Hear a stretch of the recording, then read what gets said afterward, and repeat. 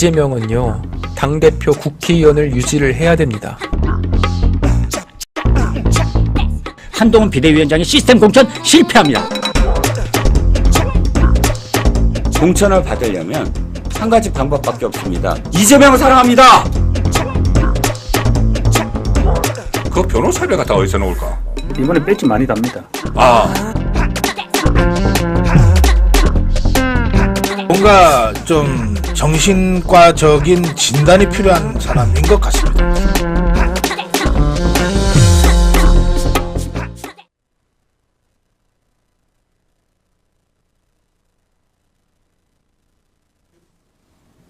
예, 안녕하십니까 여러분. 아토TV 지속교회 제야정치 시작하겠습니다. 어서 오십시오. 반갑습니다. 낮에 하는 것보다 개인적으로 이렇게 밤에 하는 게 더 마음도 편하고 좋은 것 같습니다.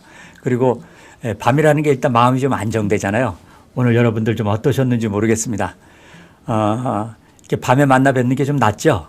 오늘도 함께 지속교회 제야정치에서 스패너로 수고해 주실 우리 말씀 한 세 분, 박경현님, 도희님, 그 다음에 도희님, 예, 박경여, 도희 현재 두 분이시네요. 예, 두 분 오늘도 스패너로 봉사해 주실 겁니다. 감사드립니다. 예, 뭐 제대로 뭐 맛있는 무슨 이 태국 쌀국수나 그다음에 이 커피 한 잔 사드리지 못하고 맨날 이렇게 신세를 져서 죄송한데요.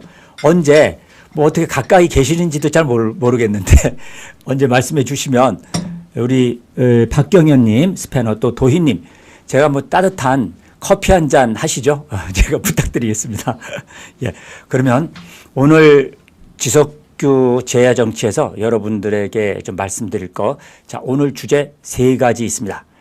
먼저 탑 1. 한동훈의 프레임에 걸려든 이재명. 과연 빠져나갈까 안 날까? 빠져나갈 수 있을까요? 죄명 이재명 대표. 자, 두 번째 친문 학살 임종석 등 86 운동권 과연 다시 부활할까 종말할까 죽을까 한번 센슈가 여러분에게 진단해 드리겠습니다. 제가 전문가잖아요. 좌파에. 자, 세 번째 한동훈의 영입 지금 인재 영입이 열심히 되고 있는데요. 우리가 조금 지켜볼 게 있습니다. 과거 최근 진행되는 이 영입과 비교할 수 있는 게 YS의 당시 영입이었거든요. 그 당시가 한나라당이었나? 그렇죠. 기억에 한동훈의 영입과 인재 영입과 또 YS의 영입 어떤 차이가 있나? 일단 센슈가 여러분에게 제시한 건 한동훈의 프레임 영입, YS의 시대 전환 영입. 제가 뽑은 키워드입니다. 프레임 영입, 시대 전환 영입. 이렇게 오늘 여러분에게 정보도 알려드리고요. 공부할 수 있는 좌파를 깊이 있게 공부할 수 있는 내용도 오늘 알려드리겠습니다.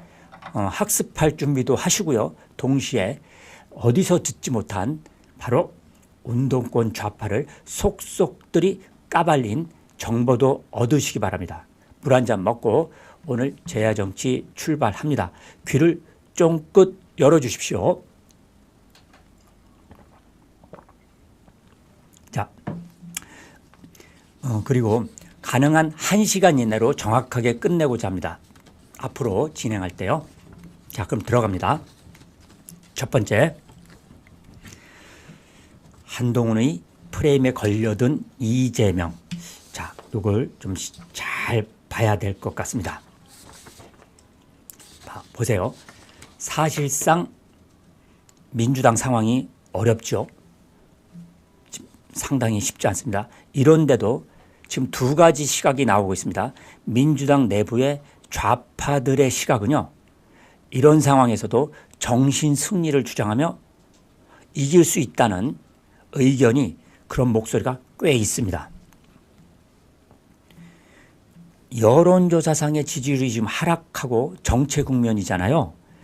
그런데 이 당 지도부들도 민주당 최고위원회에서도 이러한 당 지지율 하락이 심지어는 이 대표적인 좌파 여론조사기관 김어준의 여론조사 꽃 여기에서조차 민주당의 지지율 하락이 심각하다는 조사가 나오니까 민주당 최고위원회에서 비상이 걸린 것이죠. 그런데 좀 지나면 괜찮아질 거야. 무슨 얘기냐? 공천 현재의 파동이 좀 수그러들고 이제 이것이 정리되면, 공천이 확정되면, 그러면 이 상황을 반전시킬 수 있다는 이런 견해가 하나가 있습니다. 굉장히 이것도 상당히 좌파들과 지금 민주당을 지지하는 우리 국민들 내부의 30%, 그렇죠? 기본적으로 확정돼 있는 확관, 이들 사이에서 나오는 대표적인 얘기들인데요. 이런 겁니다. 보세요. 지난해 이 강서구청장 선거가, 자, 재보궐선거에서 그 당시에 민주당이 국민의힘 후보를 17%로 큰 차이로 이긴 사례입니다. 수도권 안에서 17%큰 차이죠. 왜냐? 몇백 표에서 이게 1, 2천 표 내외로, 1000표 내외로 이기고 지는 것이 수도권인데요. 그런 면에서 크게 이겼죠. 어차피 이 수도권의 민심, 이 대구 경북이나 호남 제외하고 수도권입니다. 자그마치 수도권에 서울 49석, 예. 이게 지금 이번에 선거구제가 개편됐기 때문에 그 개편되기 전에 전후를 말씀드릴게요. 하도 어느 건 있고 어느 건 없고 뭐 이렇게 됐기 때문에. 자, 경기도 59석, 서울 49석, 인천 13석. 이렇게 놓고 볼 때 인천은 이번에 늘어났습니다. 서구가 가불병으로, 그러니까 인천은 14석이 됐지만 요 수도권에서의 바닥 민심은 강서구청장 선거 때와 크게 다르지 않는 민심이다. 그러니까 이제 총선에서 본격적으로 들어가게 되면 우리 민주당의 승리가 사실상 어렵지 않다. 힘들지만 가능하다. 이런 의견이 한 축에서 있는 겁니다. 작지 않습니다. 이런 의견. 여전히 지금 민주당 지지 세력들은, 또 지지 국민들은 이거 바뀔 수 있다고 봅니다. 지금의 여론조사 믿지 않습니다. 두 가지로 나오죠. 하나는 여론조사 이거 우파 여론조사 기관이 조작한 거다. 이런 의견하고요. 또 하나는 그래 추세는 그런 것 같지만 이 추세는 내가 인정할게. 그러나 뒤집어진다. 이런 의견들이 있는 거죠. 똑같은 면에서 정반대편에 우파라고 하는 국민들도 똑같은 생각이에요. 하나는 야 여론조사가 나쁠 때는요. 이거 여론조사 다 조작한 거야. 다 조작한 거라는 거죠. 부정 여론조사. 또 두 번째는 믿지를 않으면서 그러나 추세가 계속 이러니까 그래 그거는 믿을까 말까 이런 정도죠. 그러니까 좌와 우의 극단들은 똑같은 겁니다. 자, 센슈는 지속계 제한정책 이 두 개를 다 배제하고 바라보는 겁니다. 그런데 여기서 강서구청장 보궐선거 때요. 여러분 두 가지를 우리가 알아야 합니다. 자, 첫 번째는 당시의 선거는 김태우 후보가 무리하게 공천을 받았죠. 자, 김태우 후보가 사면 복권이 됐고 그 직후 바로 공천을 받았어요. 그러니까 김태우 후보라는 그 상징성은 사실상 윤석열 대통령을 연상케 하잖아요. 그러니까 사면도 대통령이 했죠. 또 공천도 당시에 당 내에서 부정적인 여론임에도 불구하고 내막은 모르겠지만 어떻게 김태우가 공천을 받은 겁니다. 이러니까 이게 기본적으로 당시에 대통령이 공천 줬다. 이렇게 말들이 많았죠. 그래서 바로 공천 책임론이 불거지면서 윤석열 대통령의 작품이다라고 하는 거예요. 자, 그렇게 보면 대통령의 작품? 그러면 바로 김태우를 떨어뜨린 것이 대통령을 심판하는 거거든요. 대통령 심판, 정권 심판. 그러니까 일개 저기 서울 지역에 저쪽에 서울 지역에 49개 그 서울 지역에 34개 구가 있나요? 그중에 저 구석진 곳에 있는 끝자락에 있는 강서구가 갑자기 그냥 그 동네 구청장 뽑는 선거가 윤석열 대통령 심판 또는 윤석열 정권 심판으로 부각될 수밖에 없었던 겁니다. 당시에. 이거 하나를 알고 계셔야 되고요. 정권 심판론이 막 극대화된 거죠. 사면 복권한 지 며칠 되지도 않아서 한 거니까. 둘째, 또 김기현 대표 체제에서 김기현 대표가 이 선거를 지역 선거로 묶어두고 그 동네 지역 발전 공약 정도로 하고 이렇게 선거를 끌고 가야 되는데 이게 전국의 유명 인사라는 인사는 전부 다 불러들여. 안철수, 나경원 모든 사람들이 다 몰려들어 가지고 이재명을 심판하자고 했던 선거가 된 거예요. 자, 논리적으로요. 그러니까 동네 선거를 어떻게 만들었다? 전국 선거로 바꾼 거죠. 선거의 성격을 완전히 바꿔버린 거예요. 이게 결정적으로 최악의 선거 전략을 구사한, 따라서 표 떨어지고 그냥 지겠다는 패착을 둔 겁니다. 선거 전략에서. 그래서 당시에 제가 강서 보궐선거 현장에 갔었을 때 또 그 선거사무소도 갔었는데요. 어떻게 선거 구도를 이렇게 짰지? 이거야말로 지금 국민의힘 내부가 김기현 체제 내에서 이렇게 바보처럼 머리도 없고 꼬리도 없는 이런 선거 전략, 이런 게 어딨냐, 이렇게 한탄을 했었던 기억이 나고요. 자, 세 번째. 당시에 자, 국민의힘을 중심으로 이제 각종 논란이 된 상태에서 보세요. 자, 안철수도 와, 나경원도 와, 온갖 사람 다 오는데 전부 이재명을 죽이자, 이재명을 심판하자고 했는데 이재명의 사법 리스크, 이재명을 감옥으로. 그런데 정작 문제는 이재명이 눈에 띄지 않는 거예요. 그때 선거에 이재명 얼굴 보셨어요? 이재명이 눈에 띄지 않았습니다. 그럼 어디가 있냐? 단식하고 있었잖아요. 이재명은 단식을 통해서, 그죠? 우리 대중들의, 유권자들의 잠재적으로 동정심을 불러일으키고, 단식하고 있는 사람 당연히 반대편이 우파들은 욕을 하겠지만 대충 중도층은 또 자기들 편은 단식에 대해서 울고불고 하겠고, 중도층은 욕은 안 하고 동정심 정도 또는 지켜보는 정도 수준이 대중의 심리죠. 이재명 사법 리스크를 제기하면서 이재명을 감옥으로 하는데 이재명이 안 보여. 밥 안 먹고 그냥 누워만 있어. 이랬다 보니까 나중에 단식을 끝내고 유세 현장에 슬쩍 마지막 날에 튀고 빠졌잖아요. 저 지금 저기 병원에 가는 중인데 잠깐 들렸다 갑니다. 이러고 치고 빠지는 거란 말이에요. 결국 강서구청장뿐만 아니라 전국의 모든 사람이 강서구라고 하는 걸 다 지켜보면서 정권 심판론에 다 집중할 수밖에 없게끔 김기현 대표 체제 선거 전략까지 이렇게 갔던 거니까 강서구청장 선거는 완전히 대패를 하게 됐던 것이 당시의 상황이었습니다. 당시의 프레임이었던 거예요. 자, 그렇죠? 자, 그런데 2024년 3월 5일 화요일 오늘 지금의 프레임, 한동훈의 프레임, 이재명이 몰고 갈 프레임. 지금은 어떤가? 이재명은 자, 검사 독재 심판입니다. 검사 독재 정권 심판. 또 윤석열 정권 심판이죠. 지금 프레임입니다. 자, 2024년 현재입니다.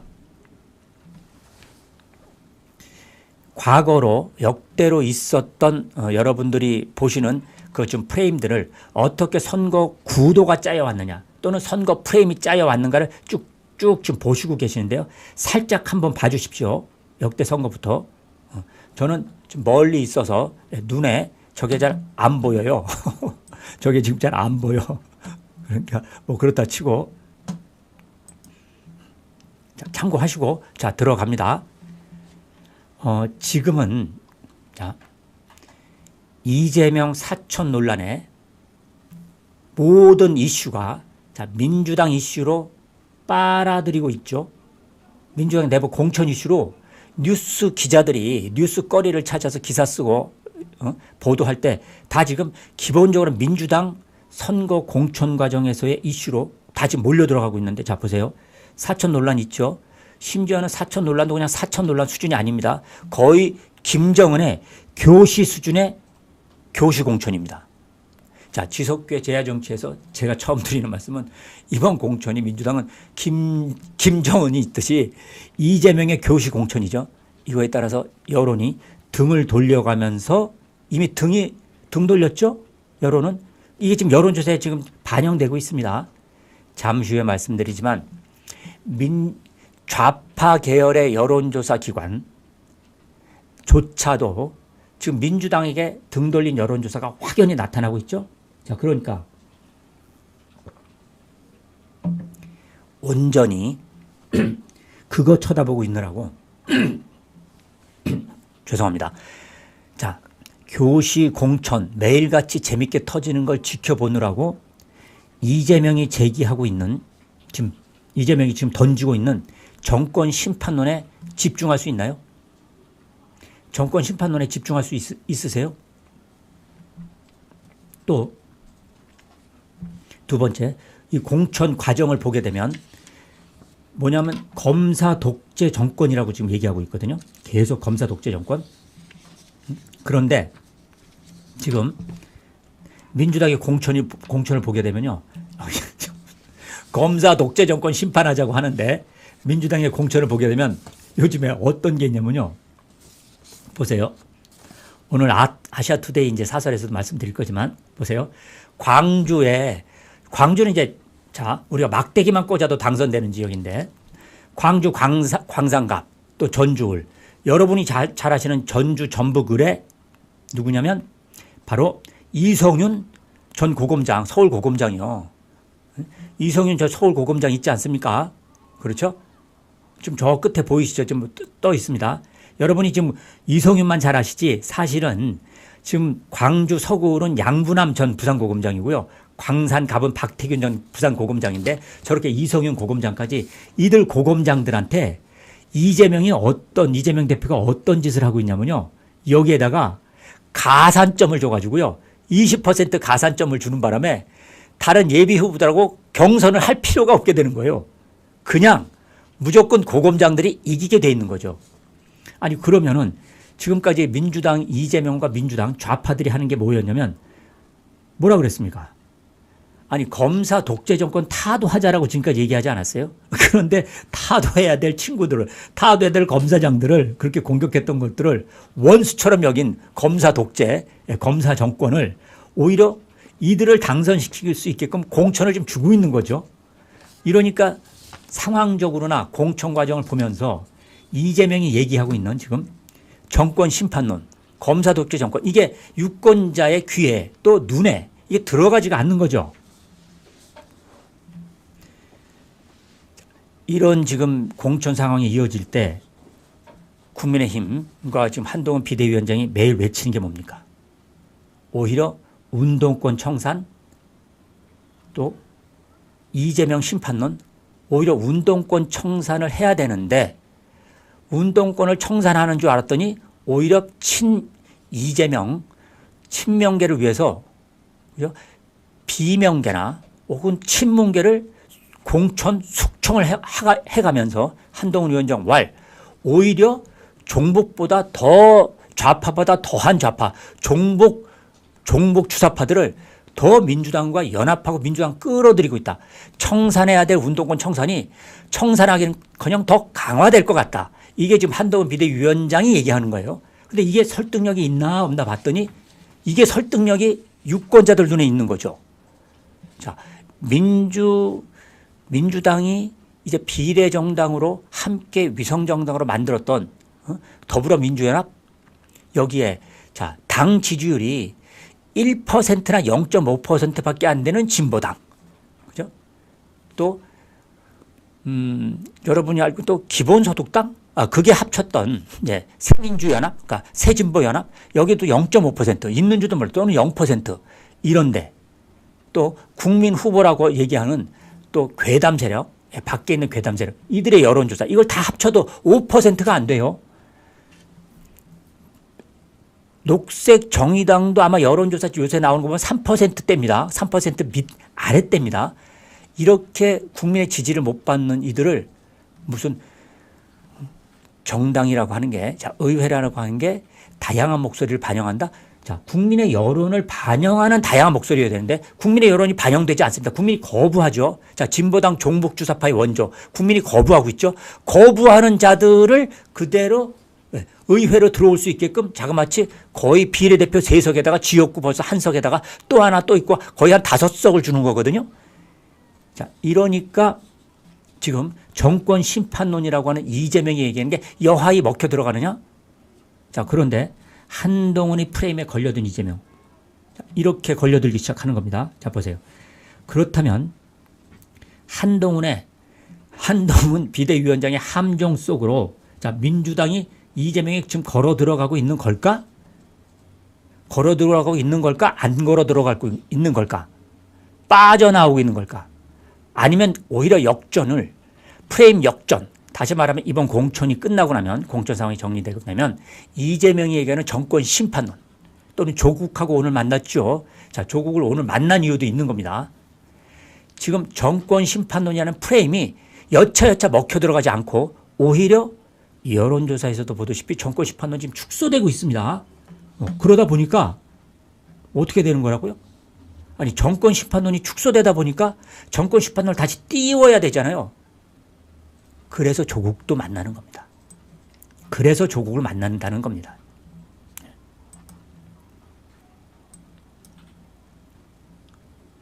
오늘 만난 결정적인 이유가 바로 그거라는 겁니다, 여러분. 자, 과연 이렇게 오늘 조국 만났는데, 자, 조국 대표를 통해서 이렇게 연합하다 보니까 다시 범민주연합, 제가 표현할 땐 범민주가 아니라 범낡은 연합, 자, 이자들이 낡은 이념연합, 이자들이 다시 그러면 이 프레임을 바꿀 수 있을까? 띄워올 수 있을까? 한동훈 비대위원장이 쭉 빨아들이는 그 함정에서 빠져나올 수 있을까? 좌파 내부는 이렇게 우려하고 있습니다. 한동훈이 떴기 때문에 이제 지금까지 보니까 한동훈 비대위원장의 이 전략, 이 정말 정교한 이 전략 빠져나오기가 어려워. 그렇게 해서 이재명 정신 차려야 돼. 이게 좌파 밖에 있는 좌파들 또는 전체 언론사 중에요. 좌파 언론사들의 공통된 목소리입니다. 이렇게요. 좌파 시각입니다. 한동훈의 프레임에 이재명 빠져나오기는커녕 더 발목이 붙들려서 늪으로 빠져들어가고 있다가 지금 좌파들 내부에서 언론들이 또 좌파 세력들이 걱정하는 건데요. 이렇습니다. 제가 한번 소개시켜 드릴게요. 센슈의 시각이 아닙니다. 좌파의 시각입니다. 좌파들이죠. 첫 번째.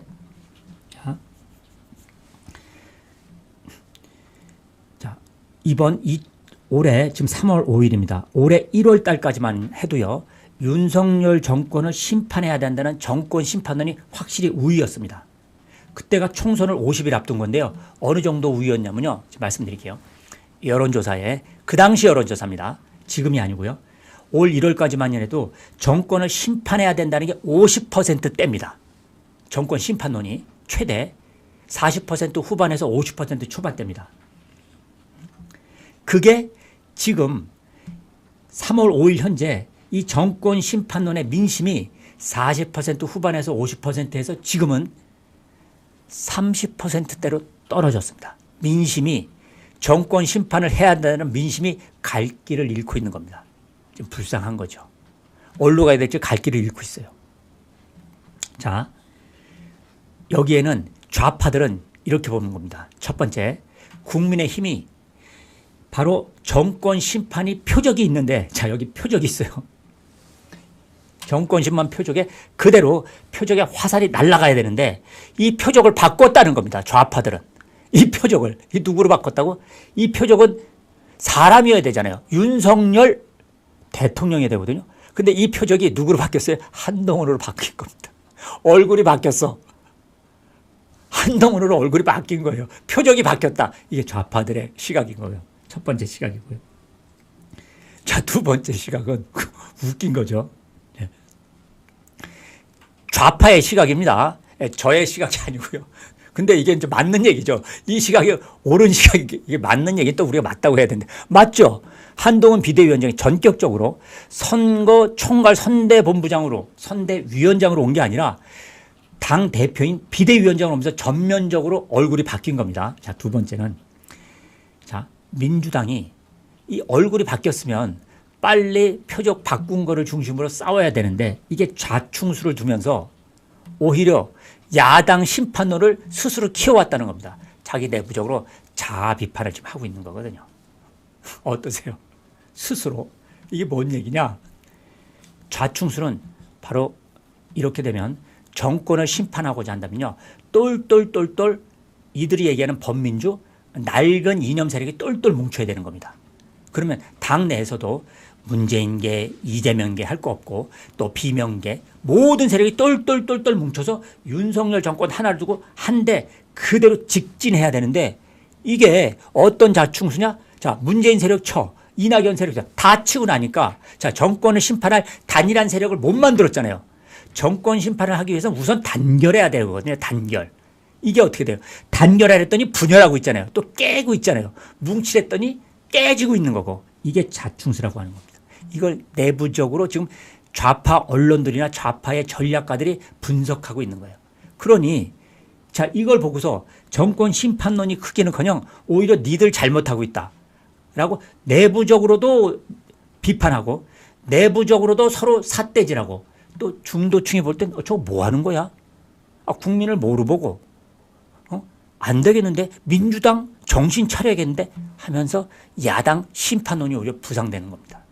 지난번에 황교안 대표 지난 4년 전 선거 때 공천 잘못해서 이게 다 이긴 선거 공천 때문에 민주당에게 대거표가 갔잖아요. 교만한 황교안 체제를 심판한 겁니다. 공천 때문에. 이게 자충수라고 하는 겁니다. 자, 여론조사 우리 한번 볼까요? 여론조사 한번 띄워볼까요? 바로 이겁니다, 여러분. 요 여론조사는요. 보시면 요거는 얼마 전에 그 KSOI 한국사회여론연구소 건데요. 그 안에서도 특히 잘 보세요. 이거는 전체가 아니고요. 요 여론조사는 그 안에서 서울 지역 안에서 그러니까 이게 뭐냐면 서울 지역 같은 경우는 지금 국민의힘이 유리합니다. 서울 지역 안에서요. 그 중에서도 20, 30대 우리 MZ세대 여론조사를 보면 정권을 심판해야 된다는 기본적으로 이 여론조사보다 이게 바로 뭐냐면 한동훈 위원장에는 운동권 청산론 있죠. 오히려 거기에 40%가 되고요. 정권 심판론에 26%인 겁니다. 오히려 운동권 청산론에 40%. 이건 전체 여론은 아닙니다. 전체 여론조사는. 제가 좀 잘 아셔야 됩니다. 특히 MZ세대 여론이 바뀌고 있다라고 하는 그걸 좀 말씀드리는 겁니다. 예. 자, 내려주셔도 되고요. 그만큼 올 1월 달만 해도 40% 후반에서 50%에 이루었던 전체 연령대의 전국적 여론조사가 이게 지금 저렇게 특정 서울 지역에서 그다음에 특정 연령대에서 저렇게 됐는데 그러면 요즘 여론조사는 전국적으로 또 전체 연령대에서 정권 심판론과 또 오히려 국정지원론, 정권 지원론의 여론조사가 30%대로 이게 오차범위 안에서 지금 우열을 가르고 있거든요. 그만큼 쭉 한동훈 위원장의 정권 심판론이 아니라 운동권 청산론이라는 프레임으로 쭉 여론이 몰려오고 있는 거죠. 끌어당기고 있는 겁니다. 그래요. 그렇습니다. 자, 국민의힘이 오늘로써 아마 총선이 33일 정도 남았을 겁니다.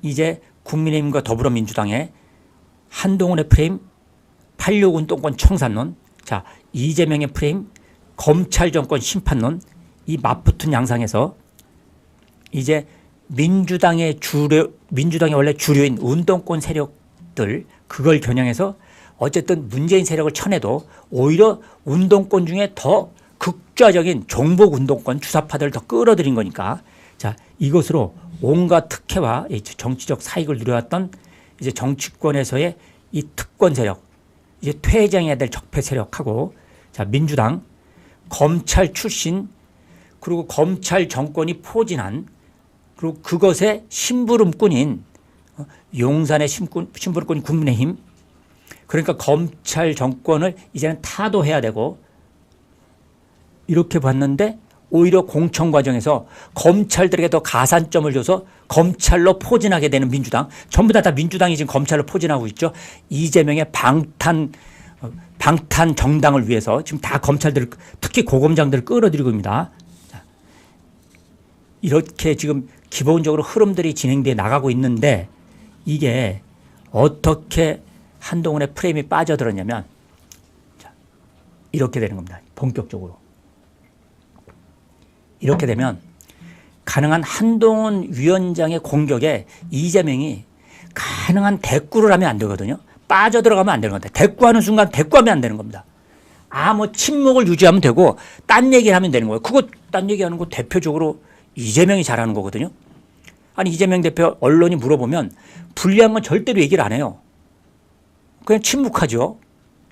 그리고 자기가 하고 싶은 얘기 있을 때만 갑자기 언론 브리핑 한 30분 이상 40분간 언론 브리핑 하고요.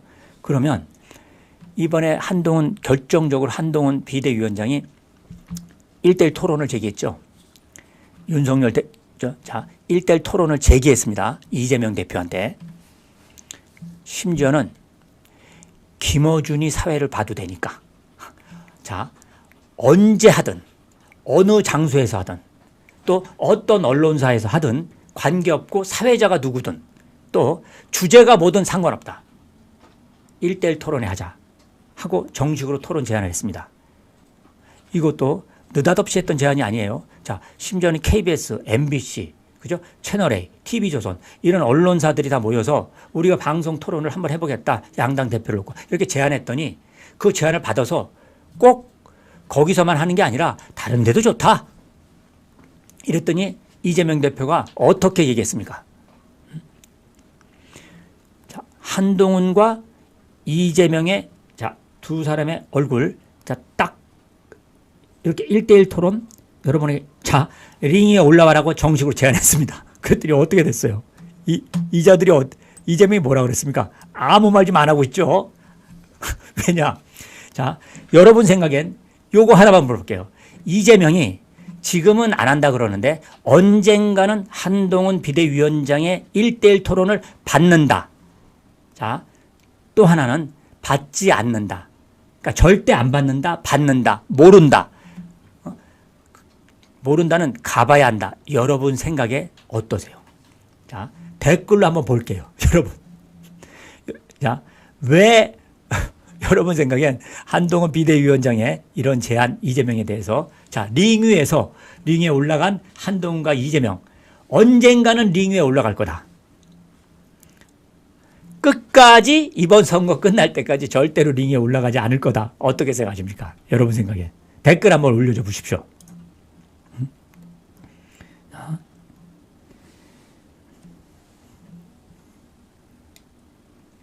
보겠습니다. 여러분의 돗자리 깔고 이재명과 한동훈이 결국 링 위에 올라가서 자, 링 위에서 혈투를 벌인다, 못 받는다. 자, 이종옥님 못 받는다. 김성경님 받을 기회가 없죠. 총선 후, 그러니까 총선 전 얘기하는 겁니다. 아니, 총선 전까지 투표 바로 전까지 투표날 전까지 이 링 위에 혈투는 성사될 건가? 절대로 꾹님 안 받는다. 못 받습니다. 받을 수가 없습니다. 한동훈 위원장이 얘기했죠. 링 위에 올라가면 내가 뭘 물어볼 건가 다 얘기했습니다. 올라가는 순간 그렇죠? 대장동 알았냐? 집에서 일제 샴푸 쓴 거, 소고기 초밥 사온 거 하늘에서 떨어졌느냐? 알고 있었느냐? 그죠? 자, 성남 FC 후원금 몰랐냐? 알았냐? 법카 사용할 때 공무원들을 산호비처럼 부렸던 거 알고 했느냐? 모르고 했느냐? 그죠? 김혜경, 자, 당신의 부인 김혜경 갖고 법카 나가서 쓴 것, 이거 약 싸먹는 거, 이거 다 알고 했느냐, 모르고 했느냐? 일일이 다 물어본다고 그랬죠? 한두 개가, 자, 백현동 올린 거 알고 했느냐, 모르고 했느냐? 자, 여기서 말 한번 잘못하면요, 거짓말하면 이거는 선거 시기에 있었던 거기 때문에 한동훈 위원장 왈, 이건 전부 다 공직선거법 위반으로 다 사법 처리되는 겁니다. 그러니 근본적으로 이재명이 지금도 이거 거짓말이라고 자기 한 적 없다고 지금 재판하고 있는데 재판을 또 해야 되는 거고요. 검찰, 한동훈 비대위원장, 국민의힘이 또 이재명을 고발해야 되는 건들이 우수수수 떨어지는 거고요. 첫째. 두 번째 뭐냐? 말싸움에서 지금 한동훈 위원장 같이 이렇게 정교한 말, 그 다음에 굉장히 철저하게 공부해가지고 완벽하게 파악하고 논리적으로나 치고 들어가는 질문은요. 이재명처럼 천천히 답변하는 사람들은 이 머리가 빨리빨리 그야말로 AI처럼 돌아가는 한동훈 위원장한테 당해낼 수가 없습니다. 이게 미디어 토론이거든요. 미디어는 핫 매체, 뜨거운 매체라고 해서요. 그때 하나하나가 신문을 보는 거, 종이책을 읽는 게 아니기 때문에 바로 그런 장면 하나하나가 유권자 눈에 다 비치면서 바로 반응이 나오는 거거든요. 한 매체에 최적화된 게 한동훈 리더십이고 한동훈 얼굴, 표정, 옷 입는 거. 그다음에 종이신문이나 이런 것에 익숙한 게 바로 이재명과 같은 스타일이거든요. 절대로 1대1 토론에 들어가면 안 되는데 중요한 건 1대1 토론을 안 한다고 하면서 이재명이 대통령과 먼저 그렇죠? 먼저 1대1 여야 영수회담을 해야 된다고 답변을 한 겁니다. 이 답변을 한 순간 한동훈 프레임에 이재명이 딱 낚시밥으로 걸렸던 겁니다. 그거 답변하면 안 되는 거예요. 왜냐? 지금 선거는 유권자들 눈에 왜 검찰 정권 타도, 그렇죠? 또 윤석열 정권 타도 대 8.6 운동권 청산으로 이 프레임이 양쪽에 선명하게 대립돼 있는데, 아직도 좌파들은요, 검찰 정권 타도, 윤석열 정권 타도가 다시 선거 수면 위로 올라올 수 있다고 지금 철떡같이 믿고 있거든요. 공천이 끝나고 나면. 그런데 하나는 매일같이 언론에 나오는 얼굴들이요, 뭐가 비칩니까? 이재명 비치면 한동훈 비치고, 한동훈 비치면 이재명 비치고, 이재명이 얘기하면 한동훈 위원장이 비판하고, 이재명 대표가 또 한동훈 위원장 비판하면 이재명이 한동훈 비판하면 한동훈이 이재명 또 역비판하고, 매일같이 나오는 언론이 두 사람 얼굴밖에 없거든요. 기본적으로 두 사람 얼굴이 매일 나오면 안 되는데 나오게 돼 있단 말이에요. 또 여기 이 얼굴만 비칩니까? 한동훈 위원장 입으로 매일같이 뭐라고 그러면, 아니 검찰 정권 심판한다며요. 검찰 독재 정권. 그런 사람이 어떻게 고검장들로 고검장 출신들한테 공천, 경선 가점을 줘서 오히려 그 사람들을 더 중용하는 거 보니까 검찰 독재는 이재명 대표가 하는 거네요. 아니 이러한 검찰이라는 키워드 언어를 오히려 이재명 대표한테 오히려 한동훈이 씌워주고 있는 거야. 오히려 거기로 얼굴에다가 페인트를, 검찰 페인트를 오히려 아주 페인트 칠을 하고 넘쳐나는 거거든요. 검찰 프레임이 이재명에게 씌워지는 겁니까? 지금 한동훈에게 씌워지는 겁니까? 한동훈 위원장이 이재명에게 검찰 프레임을 씌우고, 거기다 검찰 모자 씌우고, 검찰 딱지 간판 붙여주고, 이름표 붙여주고, 이러니 프레임에서도 검찰 독재 정권이라는 게 약화될 수밖에 없는 지금 그런 상황이 된 거죠. 이게 한동훈 위원장의 현재 총선을 끌어가는 전략, 그다음에 디테일, 악마는 디테일에 있다고 그랬잖아요. 능력은 디테일에 있거든요. 한동훈 위원장의 이런 정교한 디테일이 이 지금 프레임들을 망가뜨리고 있기 때문에, 뽀개고 있기 때문에, 그러니 이재명은 가능한 한동훈을 거론하면 안 되는 거죠. 내 목소리만 내야 돼. 그런데 드디어 1대1 토론도 그렇고 빠져들고 있는 겁니다. 거기다 공천의 사천 논란이 검찰들을 중용하면서부터 이제 이 선거 프레임이 바뀌고 있는 겁니다. 바로 한동훈 위원장이, 그런데 보세요. 김기현 대표 체제까지 또 올 12월 달까지 사실은 한동훈 비대위원장이 들어오기 전까지는요, 윤석열 정권 심판 프레임으로 이미 짜여져 있었던 겁니다. 그런데 여기서 놀라운 게, 한동훈 비대위원장이 딱 비대위원장 수락하면서부터 윤석열 정권 심판론에 딱 묶여있는 이 프레임, 이거를 비대위원장 수락하고 나서요, 잘 들어보세요. 자, 국정안정론. 지금, 자, 국정안정론이라고 하는 것으로 이 총선 전국을 돌파해 나가겠다, 이렇게 생각하고 한동훈 위원장이 한 적이 있나요? 한동훈 위원장 입에 단 한 번도 국정안정론이라고 하는 말을 쓴 적이 있나, 한동훈 위원장? 없습니다. 한동훈 위원장이요, 8.6 운동권 청산론 뭐 이런 거 썼지 한 번도 국정운영이라고 하는 표현을 쓰지 않았어요. 왜냐하면 국정운영을 쓰게 되면 국정심판 대 국정지원, 국정심판 대 국정안정론, 이렇게 프레임이 짜지는 거거든요. 그런데 국정안정이라고 하는 말을 안 써. 한 번도 안 썼습니다. 한동훈 비대위원장. 그러니까 한동훈 위원장이 운동권 출신도 아니고 또 무슨 정치를 오래 한 사람도 아닌데, 이게 동물적 감각인지 아니면 과학적 어떤 선거의 지금까지의 그 구도를 분석하고 어떻게 바꿔야 되겠다고 생각했는지 한 번도 국정 안정을 얘기하거나 국정 지원이라는 단어를 쓰지 않고 그냥 8.6 운동권 청산으로 바로 치고 나오고, 또 특권 세력으로 또 이 8.6 운동권 청산이 세대 교체다, 이렇게 지금 프레임을 딱 바꿔버렸거든요. 그러면서부터 이 프레임이 바뀌기 시작했던 겁니다. 그 다음에 한쪽은, 자, 이재명은 어떻게 하느냐, 검찰 정권 심판이라면서 고검장들을 끌어들이고 있고, 그렇죠? 지금 그런데 한동훈은 오히려 8.6 운동권 심판이라고 하면서 함은경, 민경욱, 김경률 오히려 이렇게 전향한 사람들을 끌어들여서 8.6 운동권 청산론이라고 심판론을 더 강화하고 공구리 치는 거예요. 지금 국민들 여론에 이분들을 그러니까 공천을 딱 비교해 보세요. 사람 공천까지 바로 이렇게 8.6 운동권 청산론을 아주 공구리 쳐버리고 한쪽은 검찰 독재 정권 심판이라고 하는 걸 무력화시키고 이런 일이 바로 한동훈의 프레임에 빠져든 이재명인 겁니다.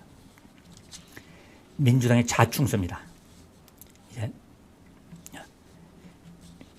이상 앞으로 제가 그 이재명 대표한테 조언을 하면요. 현재 여론조사가요.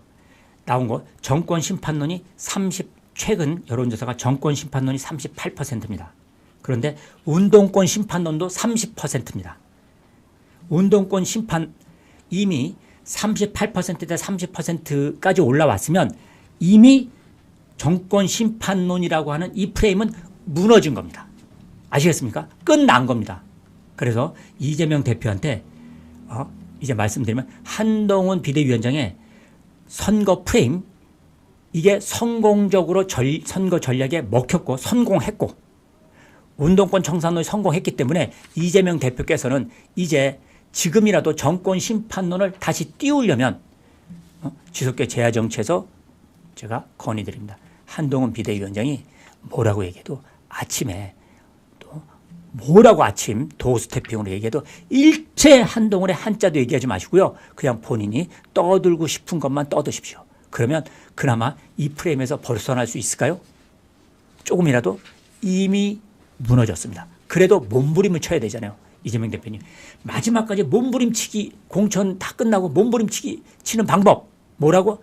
한동훈 비대위원장 말에 어떤 식으로든 대꾸하지 말고 나는 내 말만 얘기하겠다. 이러면 한동훈 프레임에서 빠져나올 수 있습니다. 아시겠습니까? 이재명 대표님 이상 첫 번째 주제 타번 끝나고 두 번째 주제로 넘어가겠습니다. 두 번째 주제 미스터리 임종석. 미스터리 임종석. 그러면 친문과 8.6 운동권 다시 살아나? 아니면 자멸? 두 번째 들어갑니다. 시간이 40분 이제 조금씩 중반을 넘어가고 있는데요. 자, 여기서 오늘 좌파가 좌파를 분석한다고요. 자, 지석규 제야정치에서 극좌파 산호맹 출신 지석규가 이제 8.6 운동권 종말될까? 오늘 임종석 때문에 하룻밤 사이에 회군한 임종석 광주 회군으로 8.6 운동권 다시 뜰까? 그러니까 살아날까? 종말일까? 자, 좋아요 눌러주시면서 제 얘기 들어주시기 바랍니다. 들어갑니다. 이미 여러분들이 알고 있다시피 임종석의 미스터리는 다 내용을 알고 있습니다. 그렇죠? 그러면 알고 있는 거는 짧게 요약하고 본론으로 그냥 들어가겠습니다. 임종석의 광주 회군 또 이 미스터리 희한하죠. 그리고 이렇게 하면 임종석이 머리에 지금 빠르게 이 짱구를 굴리고 있는데 짱구대로 될까? 임종석 저 실장 이거는 운동권이니까요. 제가 학번으로는 선배죠. 자, 그러니까 임종석이라고 얘기하겠습니다. 자, 이낙연과 통하고 탈당하겠다고 하고 그러다가 이낙연은 또 탈당하는 줄 믿고 다 준비하고 있다가 느닷없이 새벽에 페이스북에 당의 결정을 따르겠다고 올리고 여기에 멘붕에 빠진 이낙연 결국 사람이니까 전환을 하겠죠. 또 이렇게 황당히 하고 이낙연의 신당 다 멘붕에 다 빠지고 이렇게 됐던 과정이 결정적으로는 광주라고 하는데요. 광주에서 무슨 일이 일어났던 거야? 도대체 이게 뭐야? 사실은요. 이낙연과 만나면서 임종석은 빅피처, 큰 그림을 그렸던 겁니다. 큰 그림. 임종석 하나 살아나는 게 아니라 이낙연과 임종석이 거대한 큰 그림을 그렸는데요. 그게 그게 하룻밤 만에 큰 그림이 다 무너지고 찢어지고 회군을 했던 거죠. 어떤 큰 그림이야. 빅피처가 이겁니다. 단순히 그냥 자기 공천 하나 받는 게 아니고요. 비이재명, 어차피 이재명이 전부 쳐냈으니까 비이재명 세력들이 전부 다 하나의, 자, 광주하면 평화의 도시, 뭐 광주는 평화, 뭐 맨날 이렇게 떠들잖아요. 아니 광주만 뭐 평화를 했습니까? 다른 도시도 평화를 하죠. 평화를 다 염원하죠. 근데 늘 광주는 평화 이렇게 얘기하거든요. 그러니까 민주 세력과 평화 세력이 전부 다 뭉쳐서 하나의 민주 평화 세력을 총결집시키자. 이재명에 쫓겨난 사람들뿐만 아니라 밖에 있는 세력까지 전부 다 민주 평화 세력을 총결집시키자. 이게 첫 번째 빅피처고요. 두 번째는 자, 호남에서부터 다시 준비하자. 그러니까 임종석도 호남 출마, 이낙연도 호남 출마. 그런데 이때 임종석 당신을 최고로 내가 띄워주기 위해서 이낙연이 호남 출마를 포기하고요. 임종석을 중심으로 호남의 바람을 다시 불러일으키겠다는 게 이낙연이 구상입니다. 이낙연이 호남 출마를 안 하는 겁니다. 누구 때문에? 임종석 때문에. 그래서 호남으로부터 다시 출마하자. 다시 바람을 일으키자. 그럼 임종석 중심으로 바람을 일어난다 보는 겁니다. 그렇게 된 다음에 그 다음 세 번째 빅피처로 세 번째 단계로 그 다음 민주당을 먹는 겁니다. 민주당. 왜냐? 지금과 같은 구도로는 민주당이 이번 총선에서 아마 패배하고 이재명이 약속한, 지금 이재명이 약속을 했거든요. 민주당 내에서 어떤 약속이냐. 이번 총선은 151석을 내가 중심으로 끌고 가서 선거에서 이기겠다. 그럼 이재명이 거짓말을 하게 된 거죠. 지금 이재명이 151석 가져갈 수 있을까요? 못 가져가죠. 지금 여론조사만 놓고 보면 물론 아직 30여 일이 남기 때문에 그때 가서는 또 모릅니다. 이거 지금 여론조사 좋다고 이거 그냥 들고 뛰고 놀다가 그냥 한 방에 훅 가는 겁니다. 그런데 오늘 날짜까지의 여론조사를 놓고 보면 이재명이 151석을 갖는 거는 거짓말이 되는 거죠. 그러면 자, 거짓말한 이재명. 두 번째, 총선에서 패배한 이재명. 그러면 이재명은 어떻게 하든 뭐 좋든 싫든 물러날 수밖에 없지 않아? 그러면 결국 밖에서 밀고 들어가는 거야. 그래서 당을 접수하는 거야. 이게 빅피처입니다.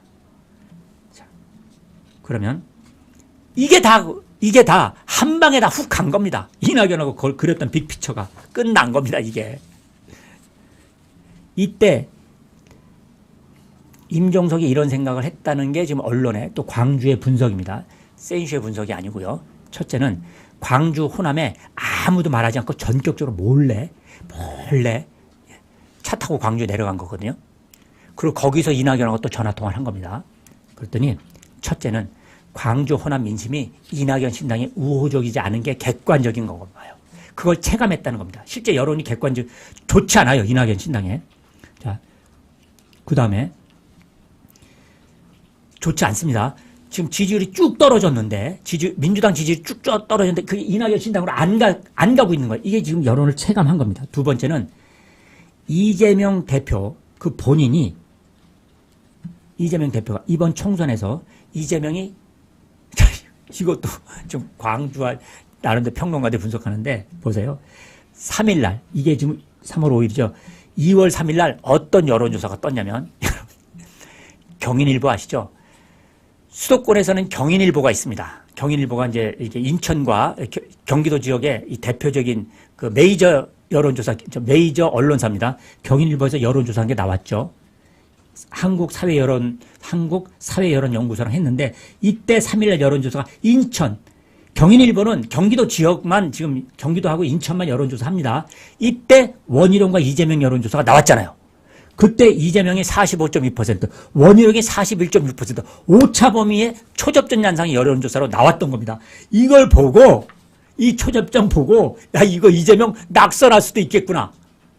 그 전까지의 지금까지 여론조사는요. 이재명과 원희룡 장관의 여론조사가 10%가 넘었거나 10%가 내려도 9% 이상 차이가 났습니다. 12%, 13% 또는 9% 이게 지금까지 여론조사 기관에서 나왔던 이재명 대 원희룡의 여론조사 이 결과였는데 바로 3일날 했던 건 오차 범위 내로 처음으로 초접전이 나왔던 겁니다. 이재명이 아웃 될 수도 있겠고. 이걸 보고 임종석이 머리가 이걸 보고서 안 되겠다. 이거 내가 당에 남아서 이재명이 떨어지면 내가 당에 남아서 민주당을 바꿔야겠다. 이런 전략으로 선회했다는 겁니다. 여러분. 이게 임종석이가 탈당하지 않은 그들 내부적으로 지금 분석하는 거예요. 저 센슈의 분석이 아닙니다. 저의 분석이 아닙니다. 자, 이렇게 됐는데, 그러면, 자, 이 시점에서, 자, 그러면, 이런 이유라면, 이런 임종석의 생각이 결국 그럼 당을 총선 이후에 이재명은 떨어집니다. 떨어지잖아요. 떨어지면 사법 리스크도, 재판 리스크도 방탄이 안 되는 거 아닙니까? 이제는 국회의원이 아니니까. 그러니까 임종석 입장에서 가능하다는 거죠. 자, 그러면 제가 이제 임종석한테 말하는 거예요. 자, 그러면 이게 가능해? 이게 맞아? 이렇게 하면 다시 86 운동권도 다시 뭉치고 이래서 살아날 수 있어, 임종석? 자멸하지 않고? 자, 저의 분석입니다. 첫째, 이재명이 누구야? 이재명이 누굽니까? 이재명은요, 우리가 아는 상식과 이 관행을 파괴하는 인물입니다. 심지어 원희룡 전 장관 사모님이 의사입니다. 그분이 뭐라 그랬죠? 소시오패스인가? 무슨 그런 성향이 있다고 그분이 말씀하셨잖아요. 그분이 의사입니다, 여러분. 이재명은 상식과 이 체면에 얽매이지 않고 여러분이 생각하는 관습, 관례? 택도 없는 얘기입니다. 이재명은 그런 인물이 아닙니다. 총선에서 참패, 그래서 이재명이 떨어졌어. 이재명은 당선되고 총선에 참패하는 경우, 이재명도 떨어지고 총선에 참패하는 경우, 당권과 대권을 주자를 절대로 내놓으려는 만만의 콩떡이죠. 자, 지금 공천 학살, 공천 칼날을 휘두르는 거 다 총선에 참패하더라도 책임론 공세가 나오더라도 다 쓸데없는 소리 하지 마. 내가 끝까지 갖고 갈 거야. 라고 다 지금 공천 학살을 하는데 여기서 살아남은 자들이 임종석의 말을 들을까요? 이 자들이? 심지어는 문재인도요. 과거 2016년 총선 당시에 광주에서 자기가 호남 28석 중에서 자기가 가져오지 못하면 내가 그만두겠다라고 문재인도 얘기했어요. 그때 안철수가 다 먹었거든요. 호남에서 민주당이 3석밖에 못 얻었습니다. 그런 문재인도 자기 얘기를 약속했던 걸 철회하고 대통령까지 출마해서 당선됐어요. 그런데 문재인도 그런데 이재명이라고? 이재명이 어떤 자인데? 이게 두 번째. 약속 지켜라. 이런다고 임종석이 약속 지키란다고 해서 이재명이 약속 지키냐? 약속 안 지킨다는 거죠. 말도 안 되는 얘기죠. 두 번째. 지금 이재명 당은요, 모두가 이미 당원들이 개딸 당원들로 인해서 대의원들이 갖고 있는 투표보다 권리당원들이 갖고 있는 투표권을 몇 표로 갖고 있느냐. 당대표를 뽑는데 이거 다 바꿨습니다. 이럴 줄 알고 이재명이. 그런데 임종석이 얘기하는 대로 다시 후위를 도모해 택도 없는 소리 하지 마십시오. 마지막 세 번째. 아니, 이인영은 살아났잖아. 지금 살아난 사람들 있죠? 여러분, 이인영 살아났죠? 또 지금 일부 윤건영 살아났죠? 자, 지금 보게 되면 홍영표는 날라갔죠? 자, 임종석도 날라갔습니다. 홍영표도 친문계 좌장이라고 하죠. 다 날라갔죠? 근데 이인영은 지금 살아났죠? 이인영이 사실은 운동권에 더 상징성이 있고요. 86 운동권을 전부 다 묶고 세운다면 누가 묶고 세워요? 이인영이 묶고 세우는 겁니다, 여러분. 그건 저는 좌파니까 알고 있죠. 전대빌기 의장. 임종석은 그 상징성이 될 수가 없습니다. 그런데 임수경을 북한에 보냈기 때문에 상징성이 조금 있는 거죠. 이인영이 전대빌기 의장으로서 다 묶고 세울 수 있는 겁니다. 이인영, 한총령까지. 왜? 이인영이기 때문에. 탁월한 정치를 갖고 있습니다. 그런데 이인영이 이재명한테로 전향이 끝난 겁니다. 무슨 얘기냐. 86 운동권이 이제는 그 투쟁력과 조직력과 이념성 이런 게 똘똘 뭉쳐서 있었거든요. 그런데 이미 20여 년간 따뜻한 밥 먹고 배에 기름기 끼고 아들 자식들 다 유학 보내고 그렇죠? 먹고 살 만큼 살고 이래서 86 운동권의 투쟁성, 이념성 이런 게 다 와해된 겁니다. 아니 그런데 지금도 우리가 윤석열 정권 타도하자, 민주주의 수호하자 이렇게 얘기하잖아. 조국도 그렇고. 그거는 그렇게 해야만이 자기들 배에 기름기 낀 거, 특권, 애들 먹고 사는 거, 잘 먹고 잘 사는 거 이런 걸 계속 기득권을 끌고 갈 수 있기 때문에 국민을 속일 수 있기 때문에 그거 말고 국민을 속일 수 있는 게 없잖아요. 민주주의를 다시 회복하겠다. 그러니까 이들이 지금도 그걸 떠드는 겁니다. 그런데 그걸 떠든다고 뭉쳐 택도 없는 소리. 다 와해된 겁니다. 임종석 꿈 깨라는 겁니다. 이인영 그걸 할 수 있는 상징적 인물이 이제 전향을 한 겁니다. 그래서 미스터리 임종석, 친문학살, 임종석 등 86운동권 다시 살아날 수 있는지 임종석의 이번 광주 회군 미스터리 다 풀렸습니다. 이제는 임종석은 임종석대로 후위를 뭐 도모한다? 택도 없는 얘기고요. 특히 임종석은 여러분이 모르시지만 뒤로요 다 기득권을 갖고 있습니다. 그럼 마지막으로 자 문재인 정권에 대한 이제 국정농단 적폐들이 윤석열 정부에서 시시각각으로 조사에 들어갑니다. 자, 임종석 검찰 출두 준비하고 있습니다. 밖에 나가서 춥고 배고프게 있는 것보다 민주당 틀내에서 마지막까지 문재인 정권 검찰 수사에 방어하는 것 그것까지 사실은 그게 결정적으로 임종석이 남아있는 겁니다. 앞에 것들은 겉으로 드러나는 분석들이고 보기 좋은 간판이고요. 뒤에 윤석열 정권의 문재인 정권 청산, 문재인 정권의 비정상들 국가 운영에 대한 국정농단 적폐 이거를 막기 위한 임종석의 마지막 수 아무한테도 얘기하지 않는 것 이상. 두 번째 임종석 바로 86운동권 종말 살아날까 택도 없는 소리. 세 번째 꼭지 들어갑니다.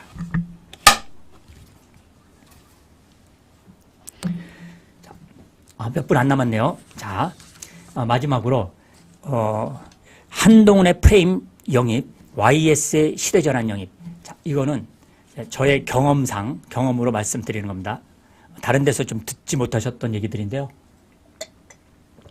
궁금하지 않습니까? 한동훈의 프레임 영합, 한동훈의 영입, 인재 영입, YS 김영삼의 영입, 어떤 같은 점, 다른 점, 요겁니다. 자, 두 사람 보십시오. 한동훈의 인재 영입, YS에. 자, YS부터 볼까요? YS가, 이 자유한국당을 3당 통합을 통해서 YS가 당을 먹고, 자, 그리고 나서, 영입된 거는요, 당시는 이런 겁니다.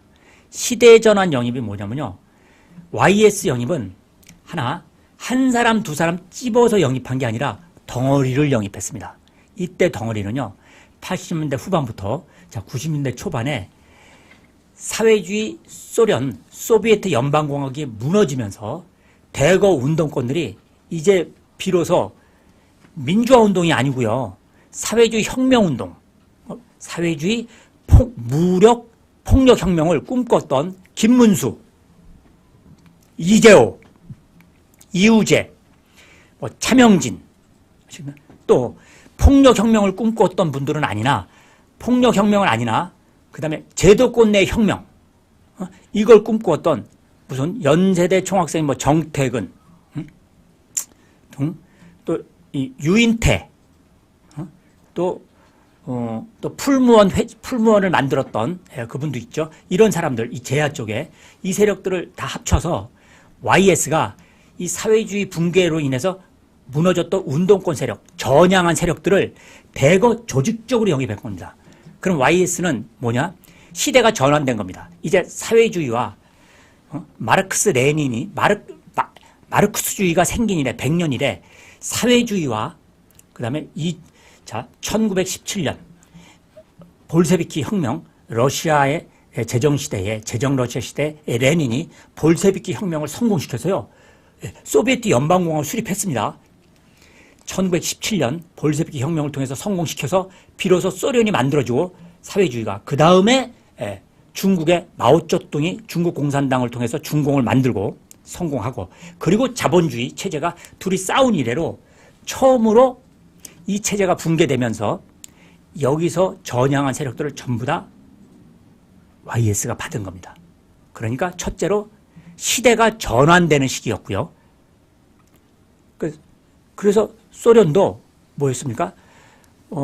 소련도 페레스트로이카와 글라디노스트 개혁 개방에 의해서 전부 다 해체하고 소련을 다 해체시키지 않았습니까? 전부 다. 그래서 소 연방이 다 무너진 겁니다. 이렇게 해서 시대 전환이 바뀌어지는데 YS는 재빨리 시대 전환해서 그 전환한 대상자들을 조직적으로 다 영입을 했죠. 그런데 이분들은 혁명운동을 핵심에서 했던 분들이어서 굉장히 뛰어나고 유능하거든요. 하나하나가 굉장히 탁월합니다. 이렇게 해서 전부 다 시대 전환으로 조직적으로 시대 전환의 성격에 맞게 영입한 것. 그런데 이렇게 한 겁니다. 그 들어온 사람들이 얼마나 일당백의 역할을 했어요. 대단한 탁월한 영향력이, 탁월한 능력들을 발휘했죠. 자, 이재호도 정치 역량, 뭐 김문수는 안 그랬습니까? 전부 다 정치 역량들이 탁월했죠. 그런데 한동훈의 영입은, 자 보세요. 물론 전향한 운동권도 있죠. 그러나 지금의 전향한 건 이미, 그러니까 민주주의를 파괴하는 윤석열 정권 타도하자? 아니, 윤석열 정권이 언제 민주주의를 파괴한 증거가 있죠? 그러니까 이러한 낡은 이념에 빠져가지고는 여하이 지금 시대를 전환할 수 없는 거예요. 이미 80년대 운동권 사상은 낡은 이념이 된 거거든요. 안 된 거를 억지로 지금 끌고 가는 게 민주당이죠. 종북 주사파들이. 그런데 어쨌든 그건 있는 거니까 종북 주사파들을 아웃시키기 위해서는 어쩔 수 없이 또 그 낡은 이념에 대해서 대항을 해야 되니까 마지막까지 남은, 지금 마지막까지 남아 있습니다. 자, 386, 486, 586, 686까지 왔죠. 요거를 마지막 청산해야 되니까 한동훈 비대위원장이 86 운동권 청산을 내걸은 거고. 그렇죠? 그러니까 마지막 YS가 만들었던 시대 전환의 이 이념을 한동훈 비대위원장이 이제 시대 마무리를 하는 영입을 한 거죠. YS는 시대 전환 영입. 한동훈은 시대 마무리 영입. 요 시대 성격의 차이가 있는 거고, 그 다음에 YS는 시대 전환에 들어왔던 그 바로 운동권의 그 운동권의 밑에 비밀 조직하고요. 비밀 조직. 두 번째는 어떤 조직이 있냐면, 예? 들으시면서 오신님들 꾹꾹 구독 눌러주시고요. 말고수님 좋아요 눌러주십시오. 누르시면서 들으십시오. 자, 이때 자, 김문수 혼자 들어온 거 아닙니다. 어떤 조직이면 서민노련 노동자 조직 중에서요. 원래 비밀 조직이 있고요. 그 비밀 조직이 조금 고개를 내밀었는데 그 반합법 조직이라고 우리는 합니다. 합법 조직이나 반합법. 요 조직의 대표였고요. 김문수, 차명진 다 마찬가지입니다. 이 조직, 이재호는 뭐냐면 서민련, 서울 은평구에서 거길 중심으로 또 쭉쭉 이렇게 서민통, 시민조직이 있었습니다. 시민운동, 또 이재호도 조직. 이런 조직들이 다 한꺼번에 들어온 겁니다. 조직적으로. 그런데 한동훈은 누구냐? 하나하나 찝어서, 자, 김경률 찝어, 물론 참여연대 출신이죠. 이재호, 김문수는 출신이 아닙니다. 조직을 갖고 들어오는 겁니다. 찝고, 또 누구 찝고, 그죠? 또 서울 미문화원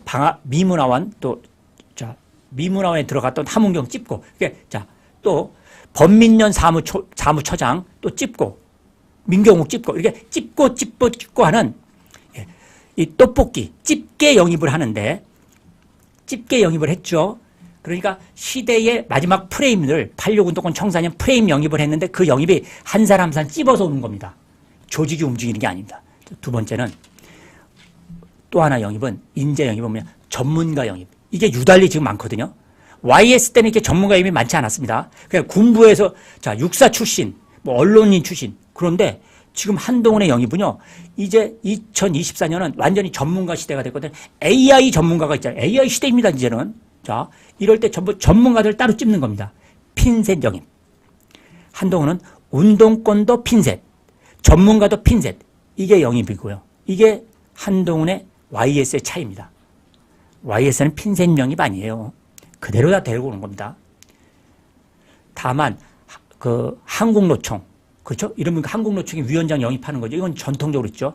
지금 한동훈이, 이번에 한동훈 위원장이 마지막으로 비례대표에서 한국노총 위원장 영입 이런 거 하면 안 됩니다. 한국노총은 지금 민노총하고 형제지간입니다. 거기도 종북주사파들이 들어가 있습니다. 한국노총에도. 절대로 영입하시면 안 됩니다. 그거 데리고 온다고 한국노총이 우리한테 들어오는 거 아닙니다.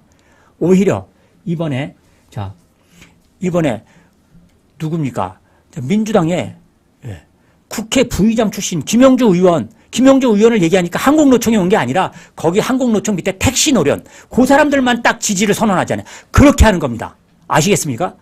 한동훈 비대위원장, 영입을 비례대표를 그렇게 한꺼번에 하는 게 아니라 그렇게 찝어서 지금 이번에 김영주 위원장처럼 김영주 국회 부의장처럼 자 마지막으로 한동훈은 예전엔 그렇지 않았습니다. 민주당 국회의원 현역이 대거 보수정당으로 들어온 적 없습니다. 이번이 유일하게 한동훈 위원장이 다른 때보다 더 자 지금까지 누구요? 자 지금 충청도 우리 자 이상 충청도 우리 천안인가요? 대전인가요? 자 우리 이제 몸이 불편한 그죠? 우리 사선 의원인가요? 자 이상민 의원 딱 집어서 들어왔죠. 자 국회 부의장 출신 딱 집어서 들어왔죠. 또 민주당에 바로 원희룡 장관과 그 옆에 있는 계양갑 딱 집어서 지금 또 이렇게 그대로 민주당 위원장을 그대로 집어서 들어왔습니다. 집어서 지금 들어오고 있죠. 요거는 뭐냐? 바로 김용관, 자 이상민 의원처럼 이거는 어떤 영입이냐면 이건 되게 독특한 영입니다. 인재 영입이 아니고요. 이 지역은 국민의힘이 버리는 겁니다. 계양 가불은 자 센슈가 약간 돗자리를 제가 자 지석규 제야정치 돗자리 깔면 그 지역은 상당히 당선 가능성이 높습니다. 우리가 버린 지역고 투석 찾아오는 겁니다. 그런데 한동훈 비대위원장이 지금 잘 못하는 거는 뭐냐? 계양 가불의 옆에 서구가 있습니다. 이번에 분구가 돼서 서구 갑을이 가불병으로 있거든요. 여기에 지금 공천 거의 확정됐거든요. 여기에 요 세석은 서구에 있는 공천 가불병 여기는 민주당이 다 먹을 겁니다. 한동훈 비대위원장이 공관위에서 이 세석은요. 인물이 없어서 지금 공천 준 사람들이 있거든요. 자, 박상우 인재 영입한 겁니다. 또 을 쪽에도 또 이번에 공천했고 병 쪽에도 또 인천 정무부시장 부시장을 했던 또 여성 부시장 인재를 했는데 아마 셋 다 아마 거의 다 떨어질 확률이 높습니다. 그러니까 서구는 다 버리는 카드예요. 지금 이번에 국민의힘 공천에서 아마 버리는 카드로 이미 여론조사에서 압도적입니다. 거긴 다 현역들입니다. 가불은 현역을 이길 수가 없습니다. 다른 더 좋은 후보를 찾아서 거기다 딱 공천을 줘야 되는데 이번에 준 공천이 완전히 서구 가불병은 아웃. 근데 계양은 가불은 이기는 공천. 이렇게 됐다는 걸 참고로 말씀드리면서 자 한동훈의 이번 공천은 세 가지 특징.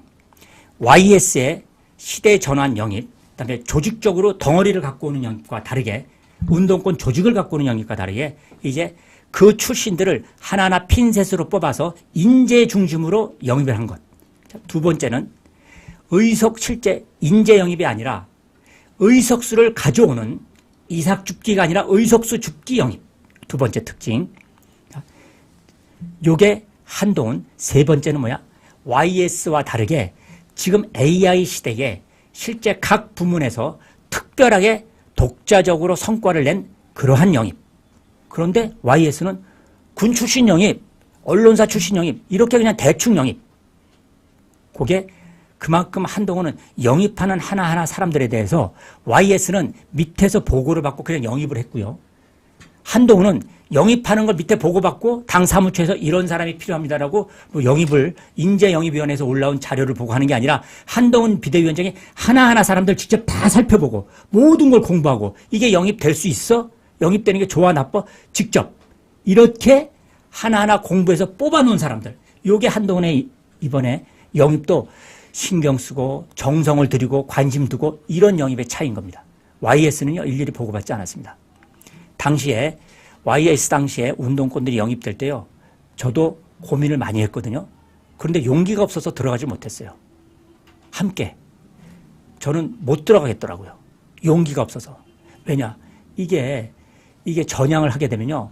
어마어마하게 운동권에서 그 전향한 배신자에 대한 그 배신자에 대한 그 비난과 비판은 어마어마하거든요. 심지어 전향을 할 때 어떤 말이 있냐면 만약 전향하면 테러를 가한다고 운동권 내부에서 그런 얘기까지 전달을 받았거든요. 저 같은 경우도.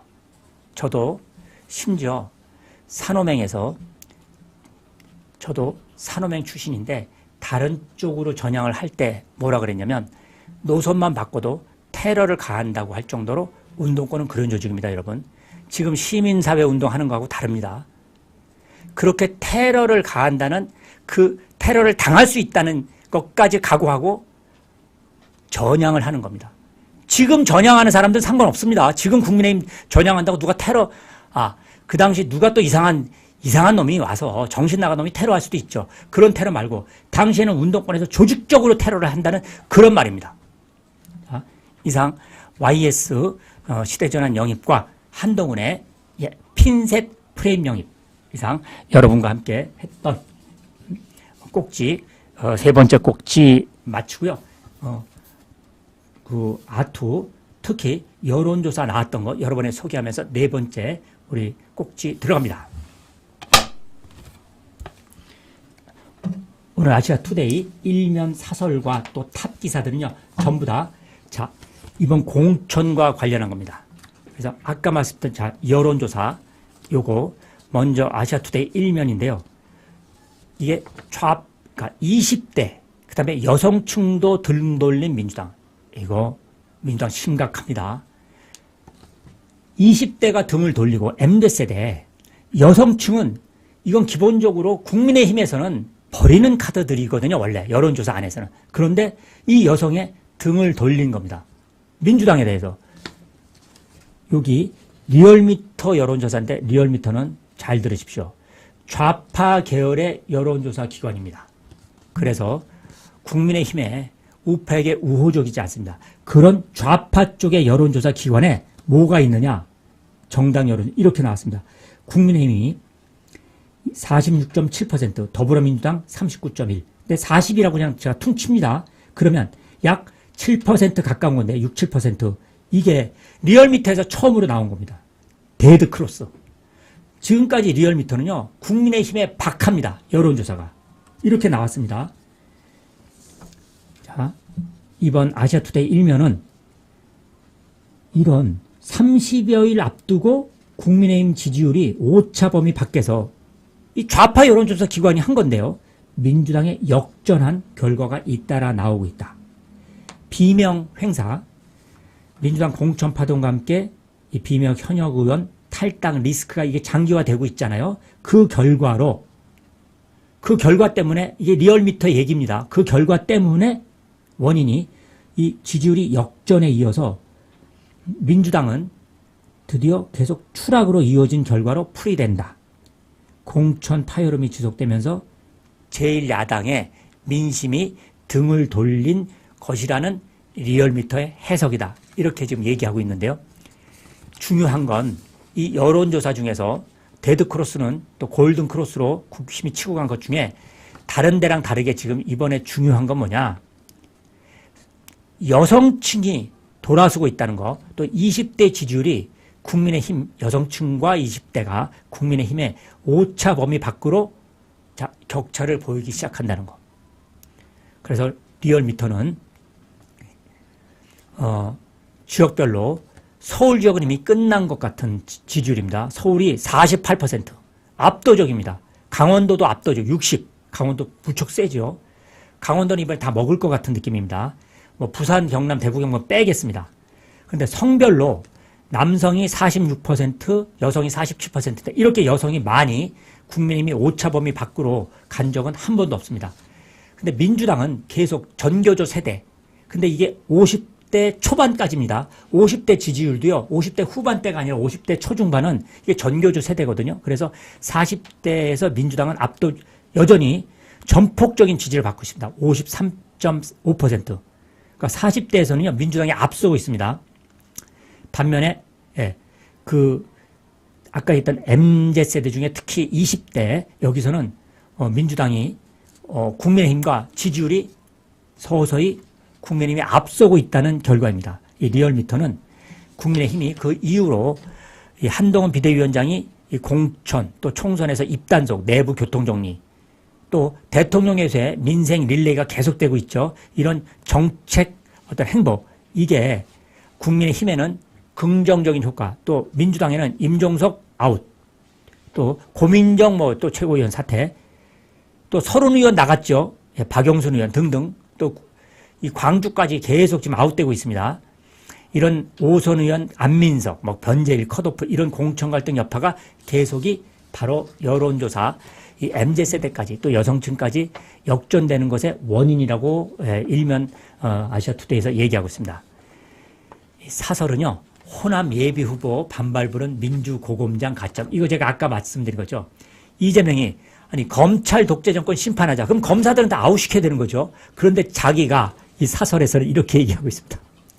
민주당이 입만 열면, 야, 이거 너무 웃겨서 좀 읽어보겠습니다. 코미디입니다. 민주당이 입만 열면 검사 독재, 검찰 정권 타도를 외치면서 광주, 전북 지역에 출마하는 고검장 출신 예비 후보들에게 20%나 가점을 주니까 호남에 있는 다른 예비 후보들이 강하게 반발하고 있다.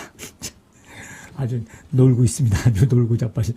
윤석열 대통령과 한동훈 국민의힘 비대위원장을 공격할 땐 검사를 맹비난하더니 실제 공천은 고위 검사에게 높은 가산점을 주는 것이 자가당착이라는 지적도 많다. 자, 광주 광산갑 한번 저 외워두십시오. 광주 광산갑을, 갑과 서구을, 그 다음에 전북의 전주을, 여기 예비 후보들이요, 최근 공동 성명을 냈답니다. 고검장 중 신인 가점을 20%나 준 거, 이걸 가지고요. 성명에는 광주 광산갑 이용빈 의원, 참 불쌍합니다. 이용빈 의원, 현역 의원이네. 서구을의 예비 후보 김경만, 여기 비례의원이네요. 여기도 참 불쌍하네. 그 다음에 김광진 전 광주시 문화경제부시장. 제가 여러분들의 이름을 하나하나 다 제가 불러드립니다. 이 소중한 시간에. 그래서 이들이 모두 등등등등 해서 모두 동참해서 공동으로 성명을 냈다고 합니다. 아까 말씀드렸죠. 자, 논란의 인물은 광주 서구을의 양부남 전 부산고검장. 자, 이재명의 방탄, 자, 이걸 위해서 지금까지 노력했던 자들입니다. 광주 광산갑 박균태 전 광주고검장, 전주는 이성윤 전 서울고검장, 이들이다. 근데 이 양부남 전 고검장은요, 민주당 법률위원장이에요. 그 다음에 박 전 고검장은 민주당 당대표 또 법률특보, 이런 걸 다 했기 때문에 이렇게 이들을 다 공천을 주는 겁니다. 자, 이성윤 전 고검장, 현직 검사 신분으로 조국 법무부 전 장관의 출판 기념회에 참석해서 윤석열 사단은 하나회다 이렇게 비판했죠. 엊그저께 해임이 결정됐습니다. 자, 해임 결정됐습니다. 자, 지금 윤석열 검찰에서 이성윤 해임 아웃된 겁니다. 자, 이들은 이제 민주당의 사천 논란 속에 여러 명이 지금 이러니까 탈당하고 있고요. 민주당의 텃밭으로 여기는 광주와 전주에서 예비 후보들이 공천에 반발해 들고 일어난 것, 이것도 큰 부담으로 작용할 것이다. 이거 분명히 투표에 영향을 미치게 됩니다. 검찰 독재라면서 목청을 높이더니 검사에게 지나친 가산점을 주니 강한 반발이 나오는 것이다. 오늘 아시아투데이의 사설이었습니다. 자, 이상 여러분들에게 사설까지 소개를 드렸고요.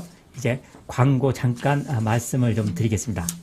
오늘 제가 오늘 또 주문한 건데 어머니한테 요겁니다. 요게 교동식품, 요게 국탕 500묶음인데요. 어머니가 지금 이빨이 지금 힘드셔서 제가 어머니한테 요걸 사드렸더니 어머니가 이걸 이제 드시고 맛있다고 이걸 또 주문을 좀 하라고 하시더라고요. 어저께 통화를 했거든요. 근데 이게 이 찬바람 불 때 뜨뜻한 국밥인데 이게 우리 어머니는 최고입니다. 이게 선지해장국, 황태해장국, 소고기 묵국, 설렁탕, 돼지국밥인데 이게 5팩. 이게 16,900원인데요. 이게 뭐 오뚜기라든지 다른데 이제 브랜드 있는 데하고 이 어머니한테 준 건 드렸는데 그거랑 또 차이가 난대. 맛에서 차이가 난다 그러더라고요. 예, 실온 보관이라서 냉장고 자리 차지도 안 하고, 예, 중탕이나 전자레인지로 간편하게 데워 드시면 됩니다. 어머니는 전자레인지로 안 하고요. 끓는 물에다 넣어가지고 그렇게 드시더라고요. 그래서 오늘 또 이거 또 사야 됩니다. 이거 지금 5팩이 16,900원. 저는 10팩 살 겁니다. 그러니까 그래봤자 이제 이게 그래봤자 17,000원? 거의 거저예요, 거저. 10팩. 그럼 이거 내 생각에는 한 4일, 한 5일 드시더라고요.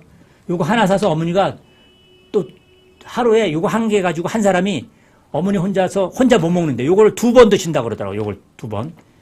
제가 먹으니까 이렇게 구체적으로 설명을 드립니다. 요거 하나에 저희 어머니가 2번 드신다. 전화를 하시더라고요. 석규야, 그거 또 사면 안 되냐? 맛있다.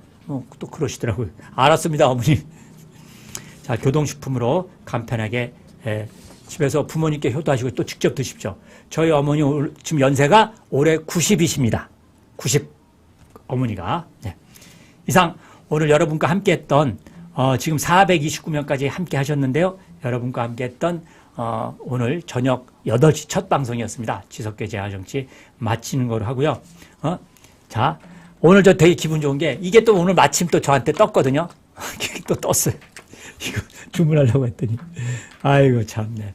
어머니한테 또 이빨도 없으시는데 잘 못 드세요. 그래서 나이 드신 분들 이렇게 좀 영양가 있는 걸 드셔서 오래오래 건강하게 사시고요. 여러분들도 좋은 거 드시고 건강하십시오.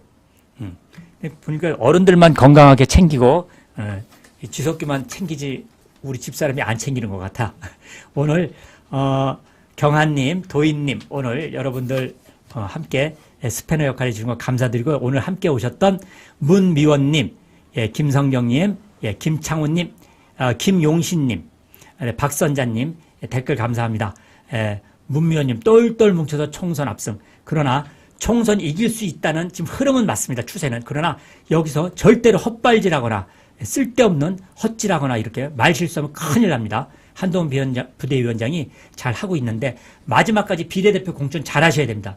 지금 공천 중에 이미 지역에서는 인물 경쟁력에서 떨어지는 바람에 무조건 현역이 유리합니다. 민주당 현역이 유리한데 떨어지는 공천 인물 경쟁에서 떨어지는 바람에 이미 다 탈락할 것 같아요. 그러니까 공천에 여론조사는 이기는데 실제 투표에서는 민주당 현역들의 바로 그런 것 때문에 우리가 어렵다는 거죠. 이상으로 마치겠습니다. 감사합니다.